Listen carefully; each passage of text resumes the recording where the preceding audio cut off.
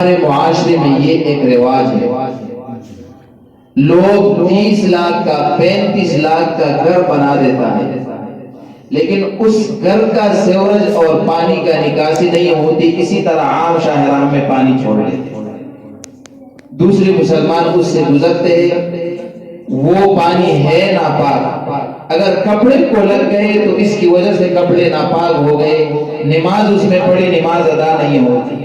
تو اب یہ تکلیف کا پیش آنا دوسرے مسلمانوں کے لیے ایک مسلمان کی وجہ سے کتنا بڑا گناہ ہے، لعنت کا مستحق بنتا ہے، دل میں نفرت پیدا ہوتی ہے کہ یہ کیسا بندہ ہے، گندگی کو راستے میں پھینک دیتا ہے،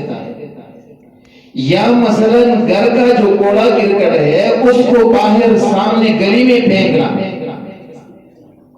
اذیت کا سبب ہے، تکلیف کا سبب ہے، دوسرے مسلمان اس سے گزرتا ہے تو اس کا گناہ کسی شخص پر،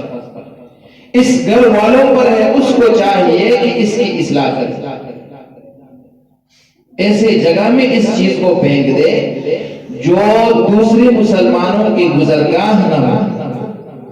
اس پہ مسلمانوں کا ادھر ادھر گزر نہ ہو، سائڈ پہ پھینک دے تو پھر یہ لعنت کا سبب اور لعنت کا مستحق نہیں بنے گا۔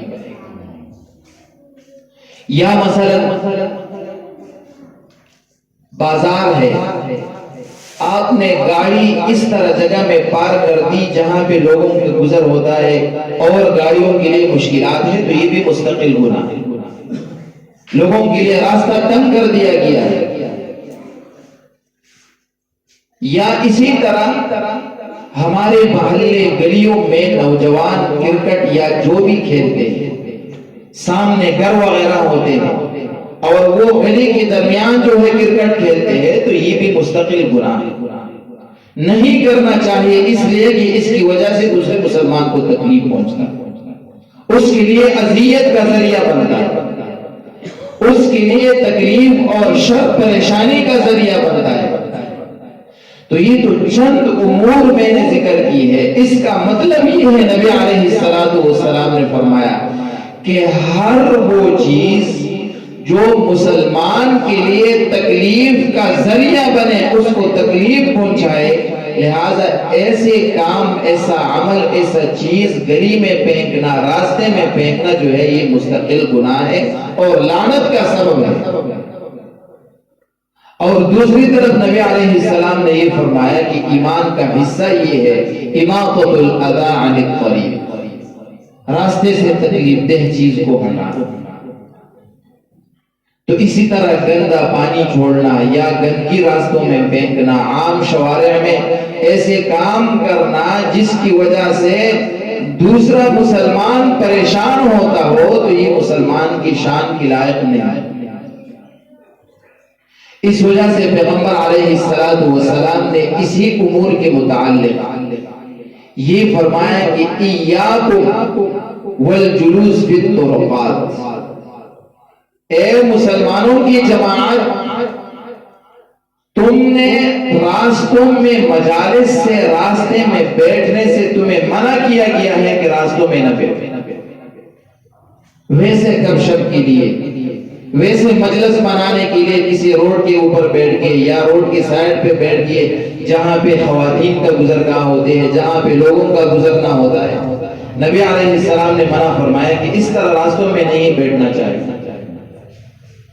صحابہ کرام رضی اللہ تعالی عنہم اجمعین نے پوچھا اللہ کی رسول صلی اللہ علیہ وسلم، کبھی کبھار راستے کی سائڈ پہ یا مطلب ایسے باتیں ہوتی ہیں کہ وہاں کرنا ضروری ہوتی ہے، پھر اس کے لیے ہم کیا کریں؟ تو پیغمبر علیہ السلام نے فرمایا کہ پہلے تو عمومی طور پر ویسے مجلس میں بیٹھنا راستے کے سائڈ پر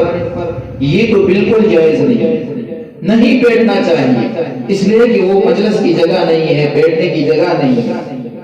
ہاں اگر ضرورت آئی اور بیٹھنا چاہو تو تم پھر راستے کا حق ادا کرو، تب بیٹھ جاؤ۔ صحابہ کرام رضی اللہ تعالی عنہم اجمعین نے پوچھا کہ اللہ کے رسول صلی اللہ علیہ وسلم، راستے کا حق کیا ہے؟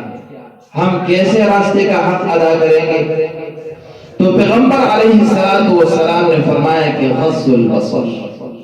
ایک حق راستے کا یہ ہے کہ اپنے آنکھوں کو، اپنی نظروں کو نیچے رکھیں، اس لیے کہ اس راستے پر خواتین بھی گزرتے ہوں گے، تو یہ نہ ہو کہ آپ کی وجہ سے وہ خاتون پریشان ہو جائے کہ یہ اجنبی مرد ہے میرے طرف دیکھا۔ اب اس میں خواتین چاہے پریشان ہو یا نہ ہو، لیکن شریعت کا حکم یہ ہے قل للمؤمنین یغضوا من ابصارہم،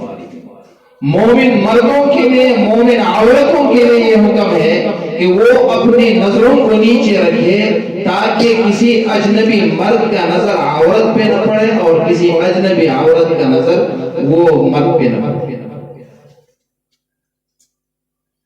اب ہمارے معاشرے میں یہ اکثر نظر آ جاتا ہے،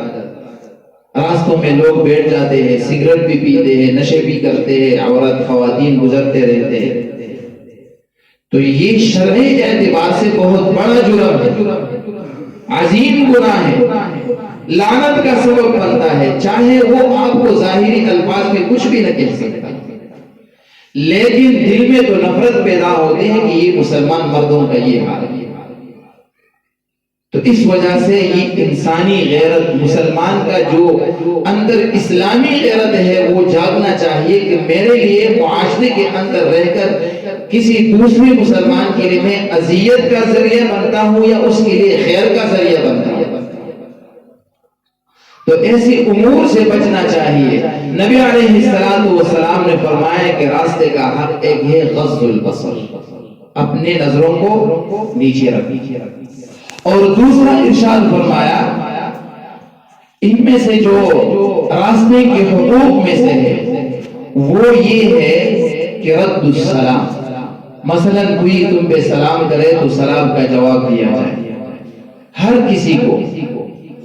یہ صرف راستے کا حق نہیں ہے بلکہ مسلمان کا نشانی اور اس کی علامت یہ ہے کہ جب یہ راستے پہ گزرتا ہے، جہاں بھی جاتا ہے اور دوسرا مسلمان ان کے سامنے آیا تو ایک مسلمان کا دوسرے مسلمان پر حق یہ ہے کہ وہ اس کو سلام کرے، اور جو سلام پہ پہل کرتا ہے نبی علیہ السلام نے فرمایا یہ بریء من الکبر، یہ شخص تکبر سے بری ہے، تکبر سے بیزار ہے جو سلام میں اقدام کرتا ہے، سلام میں پہل کرتا ہے۔ تو دوسرا حق نبی علیہ السلام نے راستے کا یہ بتایا کہ رد السلام، سلام کا جواب دینا، جو بھی تمہیں سلام کہے تو اس کا جواب دیا جائے۔